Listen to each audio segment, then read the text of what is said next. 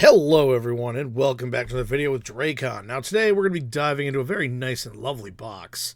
This is the Dungeons & Dragons Icons of the Realm, Phandelver and Below, the Shattered Obelisk Limited Edition box set. And I believe this is their version of like one of the premium sets to go with the set, their line of the miniatures in the boxes. At some point I'll maybe buy an unbox, do an unbox of those blind boxes because I mean, so far they haven't wowed me yet, and as you've known on the channel, I haven't done an unboxing of those bad boys in a while, but hoping to get back into them. But anyway, so this is a limited edition set. Not really sure if it's the big monster in there that's limited edition. On the right, it's hard to see him. He's kind of got that dark red.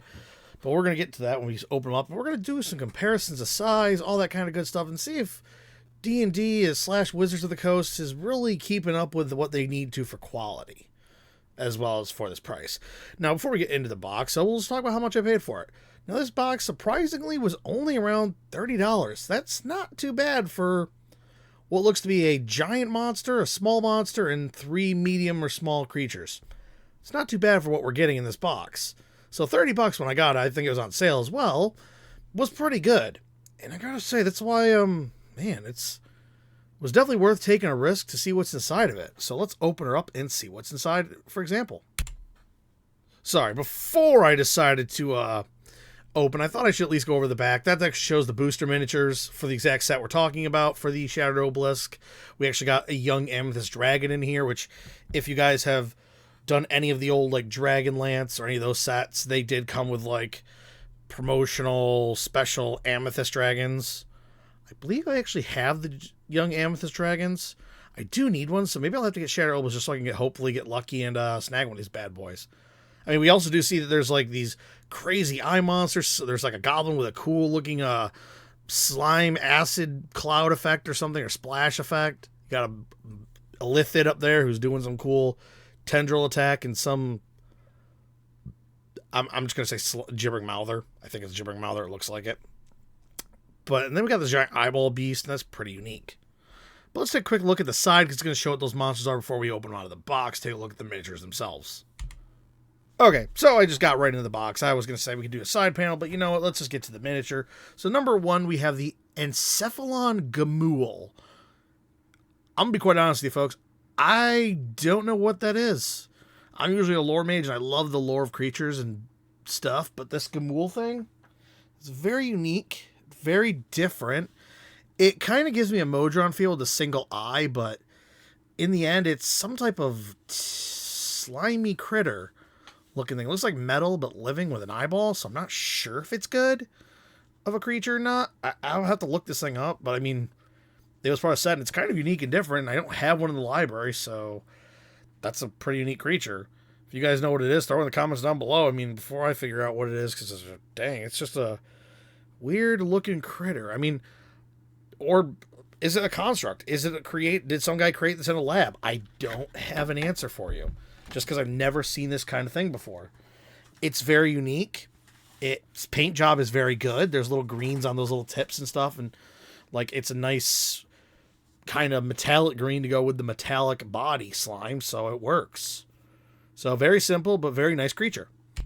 So next up we have number 2 of the set. This is the Psionic Goblin. Now, as far as goblins go, it's very simple. I mean, I can't really say much about it. His sculpt is nice. He's got little clothes on. He's got a cool psionic little effect in his hand. I believe it's supposed to be a sword or a scimitar, and that's cool and all. And maybe he's supposed to be like, if any of your players want to be a goblin and want to be a psionic goblin, or maybe make a unique goblin that he's the head because he has psionic powers. I mean, he's got multiple uses. Could be a special NPC to special PC. So, I mean, pretty cool. I mean, I like how they're giving us some more unique creatures like psionic stuff or mutant stuff and things along those lines that help flesh out the world, so to speak, and give variations. So you're not just doing the same old thing where it's another goblin fight, or oh my goodness, another bear fight, or something like that. No, we're getting some nice variants, so that way when it's like, oh, there's goblins, but a psionic goblin is the master. You know, something like that to help keep the game fresh and good is always a nice little bit there.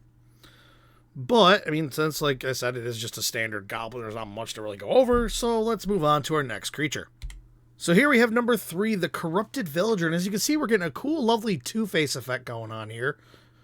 And I know it's not perfectly down the middle type thing like Two-Face, but it's unique. I like this. See, we don't get a lot of villagers or additions other than a few maybe guard minis or maybe some royalty minis, but it's nice to see a corrupted villager because it gives me something to work with. Like, you know, it's easy putting a miniature on the table and saying, oh, you look upon this guy, he's monstrous and ugly, and people are looking at a miniature that looks normal, but now we get this lovely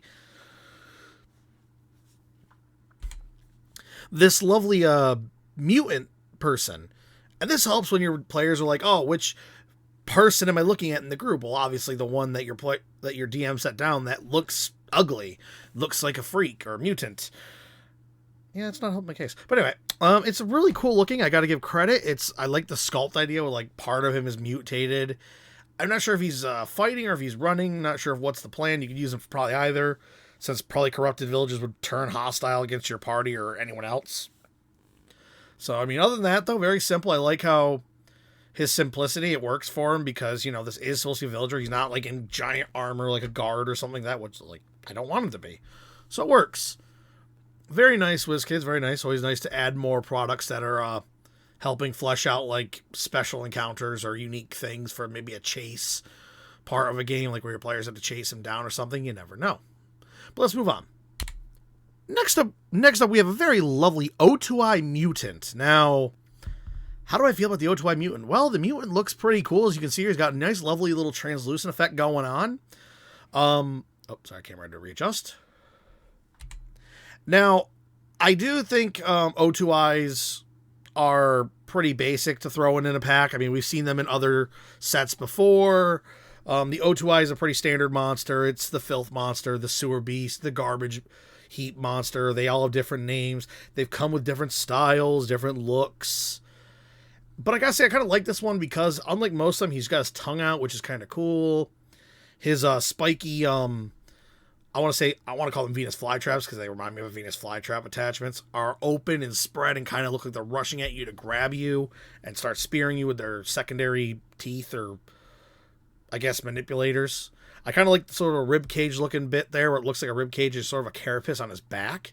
It's very unique. The eye itself, I wish there was some color going on in the eyes, but maybe to keep the translucent effect going, they kind of didn't. And he is a mutant, so we don't know really what kind of mutation he's got. We could say maybe this thing has part mutation of a cloud of death. So maybe if he stabs you with those, there's a chance he just kills your character. If you really want to make him an overpowered monster, who knows? But we're definitely going to have to look at him compared to some other O2I, shall we? So here he is next to an O2I from an older set. I believe, actually, you guys can check out the set where I unboxed this bad boy. And as you can see, he looks very similar. They're both big, kind of a little chunkier in this one. Actually, you know, honestly, now that I'm looking at them side by side, their sculpts are very similar. The tendrils are a little different in their positioning, but his leg sculpts and stuff are very similar. He's a little thinner than our chunkier O2I there. That's normal, but I like it. Because, I mean, with him being mutated, who knows? He might have lost some poundage, or maybe he mutated himself to be a little bit leaner and faster. Because, like I said, he's got like a carapace on the back there and a little bit more. Maybe he needs more mobility, so he kind of lost some pounds. But, you know, seeing next to it, you can see the difference. Like, the other one has way more going on than this sort of standard one. Let's compare him to an even older O2I model, though, shall we? Now, here's our O2I next to an even older model. This is the one from one of the board games that's, you know, I believe it was the Wrath of Shattered board game set. And you can see I painted him up. I gave him a greenish color with like little yellow tipped eyes, a purple mouth because he's disgusting and putrid. Kind of with a little more fleshier tones, and the green is just because, you know, like he's just a green beast. You can see in that one, this O2I stands a lot taller. His tendrils are a lot thicker, but his legs are like thicker and taller. Like he just looks bigger. So maybe in the old days, they wanted O2Is to be really big, and then they kind of made him squat, or more of a squat stylation. Like more of a bulldog versus like an actual muck dog type thing. I don't know why I made that comparison, but you know what? It works. And as you can see, though, it's definitely a change from then. But the O2Is, luckily, they were good back then. They're good now, which is a nice, good thing. We're not seeing them drop in quality to where you're sitting there going like, oh, man, where can I get a good O2I miniature? But this one is definitely nice because I don't have a mutated O2I on the board, so now I've got an option to make a cool, unique type of encounter. But let's get to the final creature of this box, shall we? And here we have number 5, the limited creature of the set, the Flesh Mound. Now, I know what you're thinking. It's like an eldritch abomination of flesh and mutated parts. And yes, there is a little bendy body syndrome going on there. You can see with his legs sticking up. I can always hit those little hot water and get him down. You can see the mouth on this thing, the maw, that aggressive teeth. And he kind of reminds you of Hydras. He has multiple heads coming out of him. And all the rib cages and spinal cords and parts. It looks like his tendrils even open up more if the mouths need to get bigger to consume something. Then you got this like arm coming out, another arm there and there. And ugh. I don't know if I'd want to call him a flesh mound just because he's so red. I feel like he's more of like a blood mound. I think they really should have put some... Now, this one I have a little criticism because, like I said, he looks really bloody, which is fine because, you know, blood and flesh, they go together. But I kind of wanted more like strands of muscle, strands of sinew and fiber that you have in your body and inside the fleshy body. Now, we'll see this in another model when I compare it, but, like, I just wish there was a little more. Like, see the mouth? There's, like, that darker red, like the dark red of a palette, instead of just this blood red everywhere. And I know this creature is a constantly, probably, writhing flesh beast, and I get it. But like I said, I wish there was, like, maybe even some more bones sticking out. I think some more bones and, like, flesh bits coming out of here would have been cool. Even a humanoid coming out with, like, one of these, like, maw faces coming out of it is like a sort of like just random mutation would be kind of cool. I think could have used a little more. But now let's get to the good side. It's unique. It's different. It's horrifying to look at. And to have your players think that this huge monster is coming at them or they have to face it is a very daunting task. Like, this looks like almost a Dark Souls-esque creature or, you know, a very grimdark universe creature. And I like it. Because, you know, I love to make my players sweat and go, oh dear, are we about to get clapped? Well, maybe. Maybe. Because, I mean, you could have this creature be a real ball buster for your players. And I mean this literally. Like, you could have this be when someone dies, it just rips them up, immediately absorbing them into the flesh pile. They're gone forever. You could totally do that. And it wouldn't be exactly wrong, because I'm assuming this creature with mouths like that feeds on corpses and other body parts and rips things apart to add to its own size and power, so I bet this thing will get bigger as it grows. I don't know if there's a stat block for him. But I'm definitely hoping they will make one or do something for that, because I mean, it needs more. Now let's compare to some other fleshy creatures I got. So here he is next to the Gibbering Mouther from the Monster Menagerie. And as you can see, the Monster Menagerie, because it's not so blood red, it looks more fleshy. I kind of wish this Flesh Mound got the same treatment. Otherwise, it just feels too blood. And I know it's fine, but like I said, it just slightly bothers me. I like it because, I mean, the heads you can see actually get more flesh look. They get more of the lines, the effects, their stippling, all that makes them look like flesh, while the rest gets a just ton of glossy red. So I was wishing they'd have more of it. But maybe, you know what, because it's the heaping center, maybe that's where all the blood is. I don't know. But let's compare it to another fleshy beast. Here he is next to one of the Gibbering Mouthers of an older set. This actually is one of the board games, so older model, painted up by yours truly. And it was a quick paint job, but you can see it's like simple. I try to go with a different color than just red all the time. And yeah, you know, it looks like a blob of goopy red, or a goop, like a pile of goopy flesh with faces and mouths. This creature, I think, needs a little bit more on the body, maybe. But let's compare it to Pathfinder while we're at it. And here it is next to the Mouth Horror. Now, the Mouth Horror has something I wish would be on this flesh mound. Skin. You can see the Flesh Horror, unlike the others, has a skin-like color. I was trying to do that with my Gibbering Mouther, but I wanted it to be unique colored because I wanted to make them different. But this one, I like the fleshy colors that Pathfinder went with the red poking through. I wish this creature didn't have a ton of flesh color, but some flesh color to break up this red. There's just so much red, and I feel he's being washed out. I mean, if it wasn't for the fact he's a limited edition miniature, I'd probably work and touch him up myself. But, with him being limited edition, I don't want to make him, I don't want to ruin what he's supposed to be. But I gotta say, overall, it's a nice, unique creature, and I give WizKids some credit here for making something that's literally, we just don't have. As you saw from my Gibbering Mouthers, they're all small. None of them really get big, but this creature's big. Is it like a Gibbering Mouther wall? No. But it's definitely like an end level, or at least like a mid-boss fight for your group, or mid-campaign fight, because, this thing's probably going to hit hard. Probably has some unique, like, flesh warping ability or something like that. And like I said, if you give it the ability to just immediately consume your players, like when they die, it could be a threat. Now, overall, do I think this box is definitely worth $30? Actually, it was $35. I actually was incorrect. But, oh, wait, no. Hold on. Sorry. Yeah, it was $30. But yeah, would I pay $30 for this again? Definitely. Like I said, we're getting a very unique, huge creature. We're getting a cool mutated, variant to the Otohu, which needs it. You could always make it yourself, but since they don't come with translucent plastic options and painting them, I've seen the unpainted version. It's fine, but you can't make it translucent like this. That's a unique feature.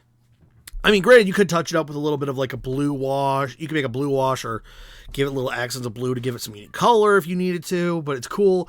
We get the corrupted villager here. He's nice for conspiracies, or that there's a plague going through a town your group has to investigate.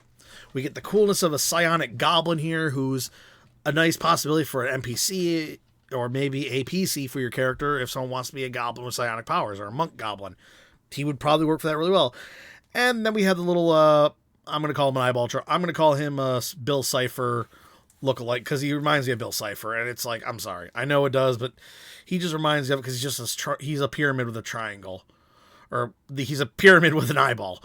And it's like, he's goopy, but I'm like, oh man, he's just, I don't know what he's supposed to be. I'm going to have to look him up later, but as you can see, we got some really great miniatures. So I have to give WizKids a good thumbs up here. This one's a good one. I would definitely say maybe next time when you're making these flesh mounds or creatures like that, don't just kind of glob on that blood red, because definitely some other colors to break it up would have been good. It needed it. It could have used it. Like, I love the bone white in there, the rib, or the spinal columns going all over the rib cage coming off. Those are awesome. I love that part. But we need some more bone breaking through. We need some more muscles, some more, like, parts, like maybe a monster's clawed hand coming out, or a human's hand, or, like I said, a partial human torso coming up. Some organs would be nice, like some hearts and lungs. Since the creature's an abomination, obviously. Look at it. It's a monstrosity. Or aberration, or maybe a construct. I'm not really sure. Like I said, I gotta look up the stats for it and see what you would use this for, but it wouldn't be its main target. It wouldn't be like, oh, I'm going to attack that heart that happens to be on the outside. Yeah, no, that's not how that works. But it's still good. So I give WizKids credit. This is good. The price was great and was awesome. And I thank you all for staying with the video. If you've come this far, I thank you very much. Make sure you hit that subscribe button if you haven't done so already. That way you're not missing out on any of the videos I throw out there, so you'll be alerted. As always, strike the bell icon if you haven't done so already. And recheck, because sometimes YouTube has a weird thing where they turn it off on you. Sometimes I've noticed it myself, and it's really weird. But do that. Comment down below if you have any ideas, comments. If you know anything about this flesh mound that I don't, maybe you've read the Shattered Obelisk book, go for it, throw it in there. Or the mutated toe if it's got a special thing. Or even on the little Phylophore, or whatever it is over there on the side. Sorry, the creature's name escapes me because he's just so weird to me. I want to say something else, but if you got some, throw it in the comments. Or if you just want to say cool and very nice, throw them in the comments down below. I'll answer any questions. And make sure you share as well as subscribe, guys, and leave a like button down below. And hit that like button down below. Anyway, guys, that's all I've got for you today. Have a great one, and I will see you next time. Bye-bye.